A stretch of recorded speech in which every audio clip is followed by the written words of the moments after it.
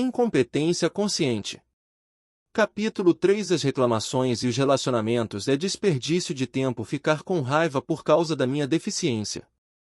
É preciso seguir em frente, e considero que não me saí mal. As pessoas não terão tempo para você, se estiver sempre zangado ou reclamando. Stephen Hawking. 21. Ao entrar na etapa da incompetência consciente, você está perturbadoramente alerta, consciente, da frequência de suas reclamações, incompetência.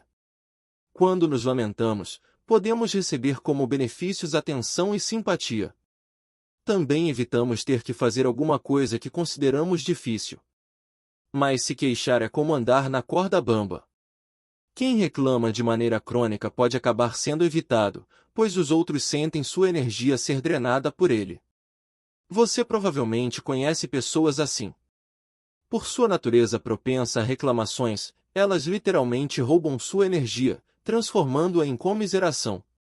Por outro lado, pessoas que passam por problemas sérios podem permanecer positivas e não assumir o papel de vítimas.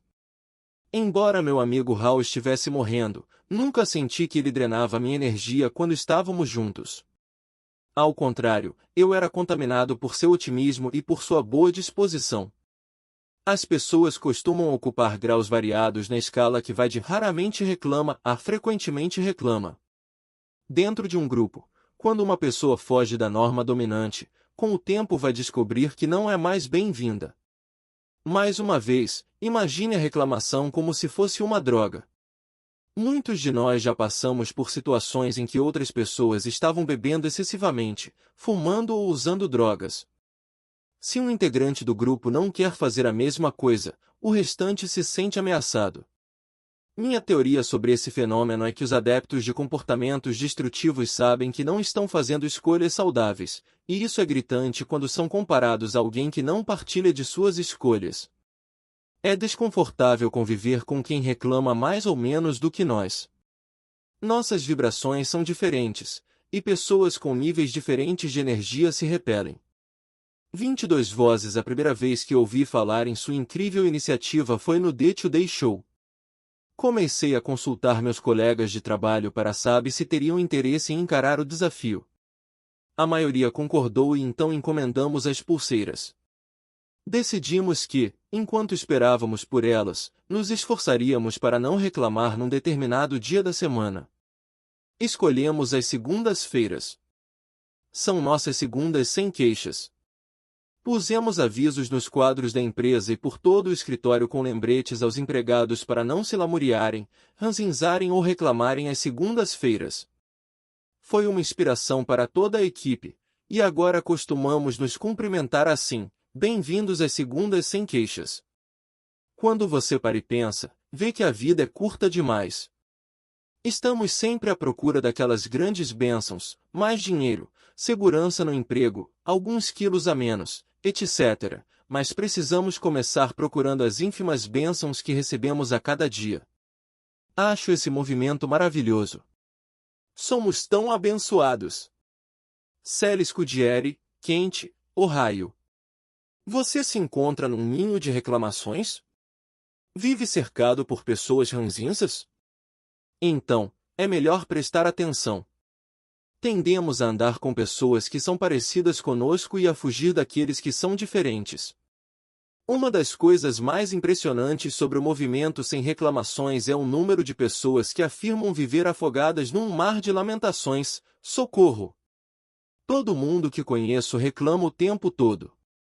Quando recebemos essas mensagens, e elas chegam com frequência, sorrimos, porque sabemos que quem está falando isso provavelmente também reclama um bocado, mas não tem ideia de que costuma fazê-lo. Ao encarar o desafio e perceber que também vivem se lamuriando, essas pessoas passam a ter grande compaixão pelas outras. Em Ilusões, Richard Bach escreveu verdades simples e profundas, como semelhante atrai semelhante. Pessoas parecidas, sejam adeptas da reclamação ou da gratidão, se atraem. Pessoas que não são parecidas se repelem. Somos todos seres de energia, e energia que não vibra na mesma frequência não consegue entrar em harmonia. Os pensamentos também são energia. Você atrai aquilo que entra em harmonia com seu padrão de pensamento e repele o que não se harmoniza. Suas palavras revelam, reforçam e perpetuam seus pensamentos. Quando se queixa, você na realidade está afastando aquilo que afirma querer. Suas reclamações jogam para longe as coisas que você diz que gostaria de ter. Conheço um grupo de mulheres que se reúne uma vez por semana em busca de apoio. Esse apoio consiste basicamente em reclamar dos homens. Pelo que sei, seus temas favoritos são o egoísmo masculino, a incapacidade que os homens têm de assumir um compromisso, a impossibilidade de se confiar nos homens. Não é surpresa que nenhuma dessas mulheres consiga manter um relacionamento feliz e saudável com um homem. Querem ter uma boa relação? Claro, mas com suas reclamações estão enviando vibrações que dizem que homem não presta, impedindo que os que prestam se aproximem delas. Estão criando essa realidade por meio de suas queixas.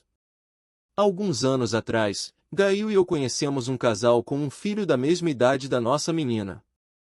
Nós, os adultos, tínhamos muito em comum e as crianças adoravam brincar juntas. Dessa forma, nossas famílias começaram a passar muito tempo reunidas. Depois de vários meses, percebi que nem eu nem Gail ansiávamos por esses encontros. Uma noite, Gail disse: "Gosto muito dos dois, mas ela só reclama dele o tempo todo." Contei para ela que o marido também não parava de criticar a esposa durante nossas conversas longe das duas. Percebemos que, durante essas sessões de queixas, os respectivos cônjuges não apenas reclamavam um do outro, como também estavam determinados a ajudar a mim e a Gail a encontrar os defeitos de nosso relacionamento. Eles nos estimulavam a focalizar as coisas de que não gostávamos um no outro e a falar sobre elas. A miséria adora andar em grupo e ser legitimada por ele. Com o tempo, fomos deixando de nos encontrar com essa família até que acabamos perdendo o contato. Gail e eu temos nossos desafios, como qualquer casal. A pessoa com quem você mantém uma relação, com frequência, faz virem à tona coisas que você precisa assumir e, em última instância, curar. Nós resolvemos nossos problemas conversando um com o outro e não reclamando com terceiros. Falar sobre eles com outra pessoa que não seja a que o magoou é triangulação. Isso acontece quando você vive uma situação incômoda com alguém, mas discute a questão com uma terceira, em vez de resolvê-la com o envolvido. A comunicação saudável acontece por meio da conversa direta e exclusiva com a pessoa com quem você tem problemas a resolver. Falar com os outros é reclamar e só serve para perpetuar o problema, em vez de colocar um ponto final nele. Você pode ter passado por esta situação em algum momento da sua vida. Um de seus filhos fica aborrecido com o irmão e o procura, em vez de conversar diretamente com o causador do aborrecimento. Você, o pai bondoso e sábio, acaba se envolvendo, talvez dando conselhos para que o filho descontente possa resolver a questão ou, pior, indo procurar a outra criança. No curto prazo, você pode levar os dois a fazerem as pazes, mas está deixando de fornecer a seus filhos as ferramentas de que necessitam para cuidar de dificuldades futuras em 23. Suas vidas. Está permitindo que a criança que reclama assuma o lugar de vítima, perpetuando um padrão que será empregado nos desafios que terá pela frente. Você deseja ajudar e apoiar seus filhos, mas, ao tentar resolver suas questões pessoais, não irá fornecer um bom modelo de comunicação. Mais do que isso, inconscientemente estará convidando seus filhos a envolvê-lo regularmente em seus conflitos, não importa a escala ou a relevância. É melhor encorajá-los a conversar uns com os outros, confiar na sua própria consciência e resolver seus problemas. Dessa forma, você estimulará o dom da comunicação saudável e os ajudará a encontrar seu próprio poder, outro dom importante. A triangulação é uma prática frequente. Recentemente, ouvi um pastor contar para outro como é que um terceiro conduzia sua igreja. Depois de muitos minutos dessa lenga-lenga, o ouvinte, que permanecerá silencioso até aquele momento, pegou o telefone celular e ligou para o pastor que estava sendo criticado. Jim, aqui quem fala é o Jerry. Estou agora com o Mike, ele dividiu comigo seus sentimentos sobre você e a sua igreja. Não quero fazer parte disso e tenho certeza de que você adoraria ouvir o que ele tem a falar. Pois bem, Mike, aqui está o Jerry. Mike ficou em silêncio, em estado de choque, o rosto ruborizado. Naquele momento, ele recebeu claramente a mensagem de que falar de alguém pelas costas não era uma atitude íntegra. E Jerry traçou um saudável limite, garantindo que não queria mais ouvir as maledicências de Mike. Isso explica por que classifico a fofoca como uma espécie de reclamação. Se você quiser falar de uma pessoa na ausência dela, terá que ser capaz de repetir, palavra por palavra, o que está dizendo na cara dela. Não há mal nenhum em falar dos outros, desde que você só tenha coisas positivas e elogiosas a dizer. E não tente se enganar com frases do tipo, não é maravilhoso como ela se veste mal, ou seja, fingindo que há um lado positivo naquilo que você sabe perfeitamente que é uma crítica. É a mesma coisa. Sua mãe tinha razão, se você não consegue dizer alguma coisa boa, é melhor não abrir a boca. Não precisa espalhar energia negativa pelo mundo. Um dos principais motivos que temos para fazer fofoca ou reclamar é parecer que somos melhores na comparação, pelo menos não sou tão ruim quanto fulano de tal. Quando aponto seus defeitos, estou querendo dizer que não tenho tais falhas e por isso sou melhor do que você. Reclamar é se gabar. E ninguém gosta de alguém que fica se gabando. Agora uma informação para você refletir a respeito. Você não perceberia os defeitos dos outros se também não os possuísse. As pessoas que dizem viver cercadas de reclamões tendem a se queixar com frequência. Do mesmo modo, as características das pessoas à sua volta que o perturbam são justamente aquelas que você compartilha, mas de que não tem consciência. Perceber os defeitos dos outros é uma das formas que o universo tem de convidá-lo a reconhecer o problema em si mesmo.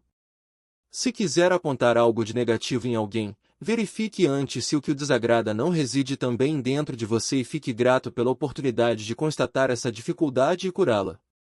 E, por favor, não deixe de perceber o outro lado de tudo o que foi dito antes. As boas coisas, aquelas que você admira nos outros, são atraentes pela mesma razão. Você é capaz de reconhecê-las porque também as possui. São seus atributos pessoais. As qualidades podem estar adormecidas, mas, se você se concentrar nelas, será capaz de trazê-las de volta à superfície. Além de criar a sua realidade por meio de pensamentos e palavras, você também afeta a daqueles que estão à sua volta. Na próxima vez que estiver numa plateia e as pessoas começarem a aplaudir, repare uma coisa, se os aplausos durarem muito, os indivíduos tenderão a bater palmas no mesmo ritmo.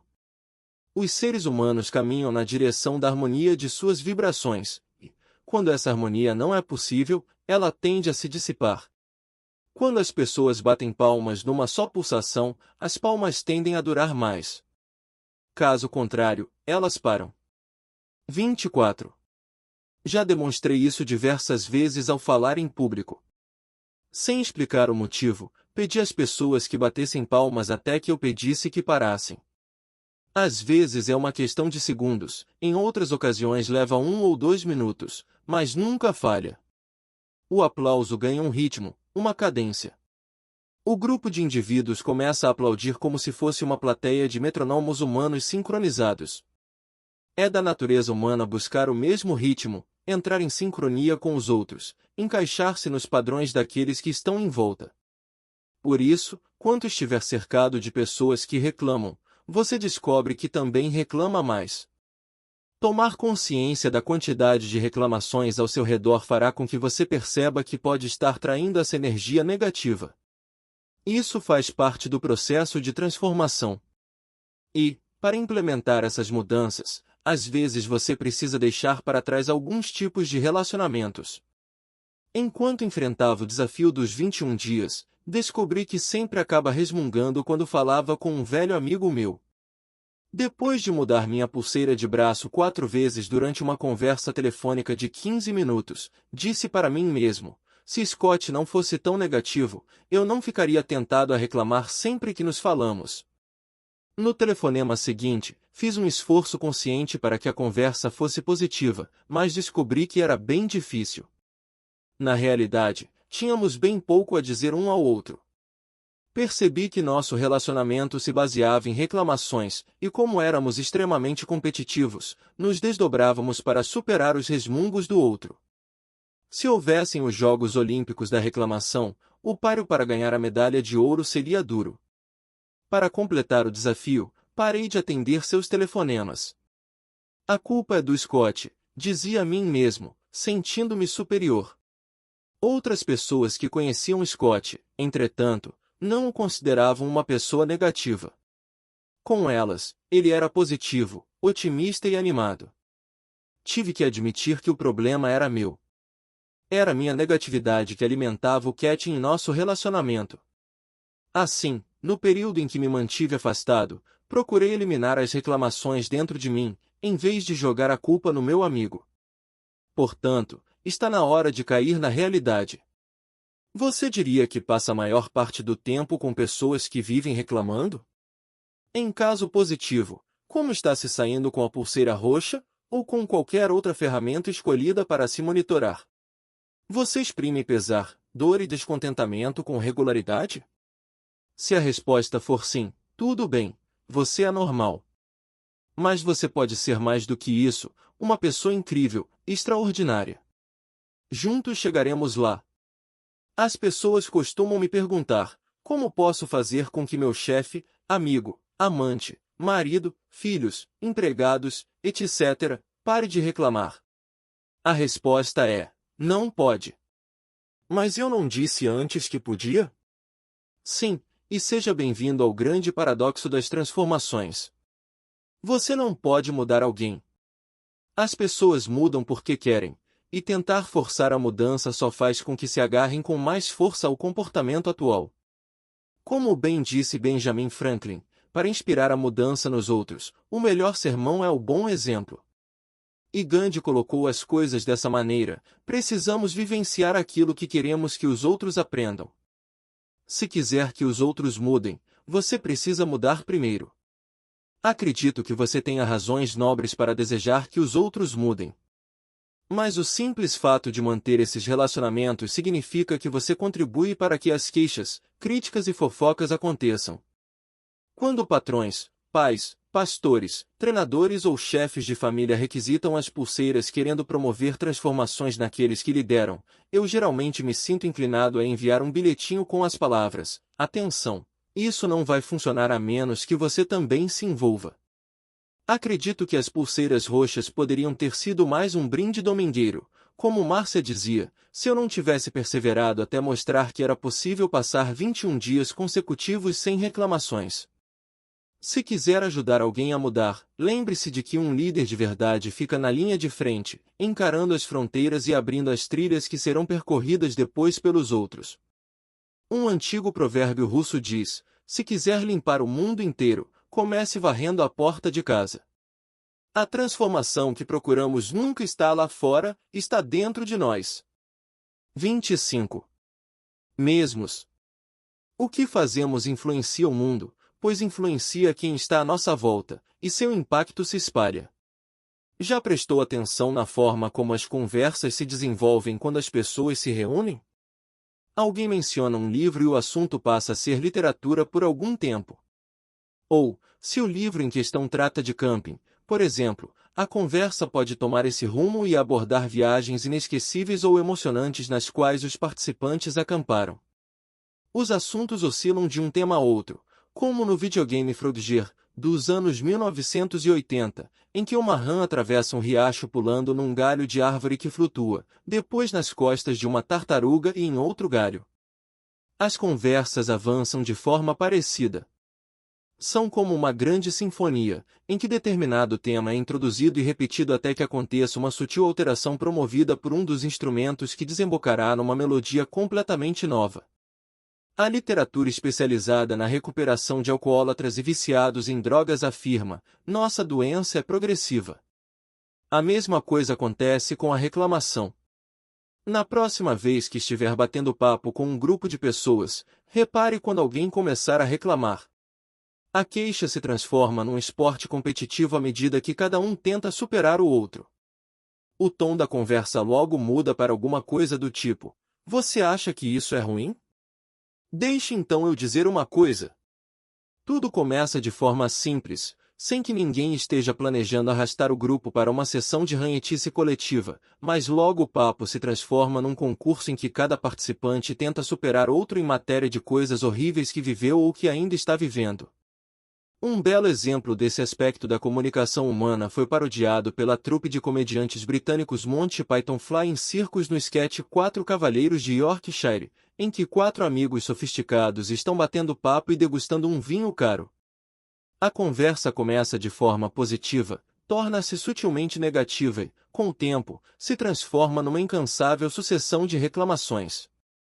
Um deles comenta como, no passado, teria se sentido afortunado se pudesse pagar uma xícara de chá. Outro, querendo superar o primeiro, diz que teria se considerado um homem de sorte se pudesse tomar uma xícara de chá frio. As queixas se intensificam e os comentários vão ficando cada vez mais ridículos, enquanto cada um tenta demonstrar que passou por maiores dificuldades. Nessa hora, um dos cavalheiros conta sobre as condições precárias da casa onde morava na infância. O segundo cavalheiro de Yorkshire se exaspera e responde: casa. Você teve sorte de morar em uma casa. Vivíamos num cômodo só, todos os 26 membros da família.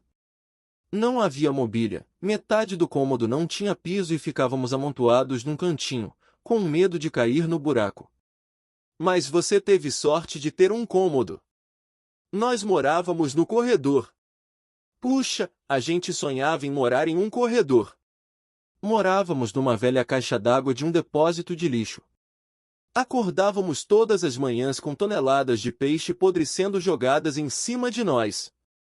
Bem, quando eu disse casa, estava me referindo a um buraco no chão coberto por uma folha de zinco. Mas era como se fosse uma casa para a gente. Depois fomos expulsos de nosso buraco. Tivemos que ir morar dentro de um lago. Você teve sorte de morar em um lago. Havia 150 de nós morando numa caixa de sapatos no meio da estrada. Finalmente, um dos personagens consegue acabar com a competição ao declarar: eu tinha que acordar de manhã às 10 da noite, meia hora antes de ir para a cama, beber uma xícara de ácido sulfúrico, trabalhar 29 horas por dia numa fábrica e pagar ao dono pela permissão para trabalhar. E, quando chegávamos em casa, nossos pais nos assassinavam e dançavam em nossas tumbas cantando Aleluia. Você realmente quer ganhar essa competição de reclamações? Se for o caso, vá em frente, resmungue até todo mundo desistir e proclamar você o maior reclamão da face da 26. Terra. A vitória traz prêmios, como relacionamentos infelizes repletos de melodrama, problemas de saúde, preocupações financeiras e uma variedade de outras questões. Se esses prêmios não forem atraentes, não se envolva quando ouvir os outros se queixarem.